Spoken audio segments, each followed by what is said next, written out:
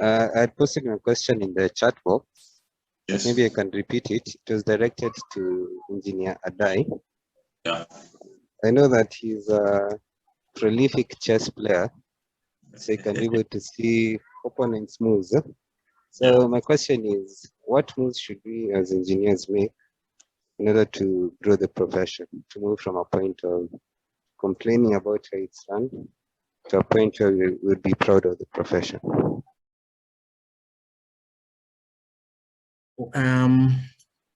I mentioned that the first time I saw the Procurement Act amendment, I think it was 2020 or 2019. It came from a lawyer.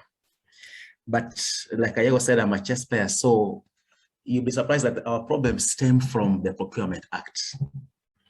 Now, if you look at the Procurement Act, it was copied, I think they copied from the same place all over the region. If you go to Uganda, Tanzania, Zambia, whatever, they are almost similar. So it's like they copied from one source and they never edited it. Now, that act, the biggest mistake is that it does not provide for entry level. Now, we say, for instance, we want engineers to be contractors. Now, engineers, you can be experienced in an organization or a company, maybe doing roads or whatever.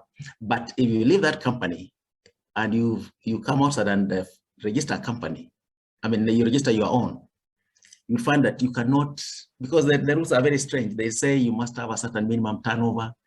Yes. You must have certain minimum experience, not yes. Personal, but company. You might be very experienced as a person, but you are illiterate as far as they are concerned. So that means there's no entry level unless you, in fact, what I've found is that there's a lot of conmanship going on. People produce fake papers. If you now do your first job, now you can refer to that job with confidence. So that is wrong. This is where IK should come and start the amendment. Then that way, an engineer who works maybe 2-3 years and is now get some experience can actually leave. In fact, this thing of people staying in employment up to 60. I mean, you just get into employment, work for maybe 10-15 years, you only are 35, you should leave and create room at the bottom, but people stick. In fact, that's where the problem comes again. Our own engineers also are too conservative. You cannot be going to the office Monday, Tuesday, up to Friday. Saturday, you go for a wedding. Sunday, you go to church, and Monday, you're back to the office. So what you are doing when preparing the tender document, then you say, oh, you must have a turnover of, say, 1 billion for the last 5 years average. And yet, you don't have to find out this economy, can you generate that kind of turnover? So even our own guys who prepare the bids are a problem, our own engineers, actually. So it should start first. It should start from the amendment of the procurement, and that can only be done by IK and BK because they can actually they have the mandate to speak on behalf of professionals.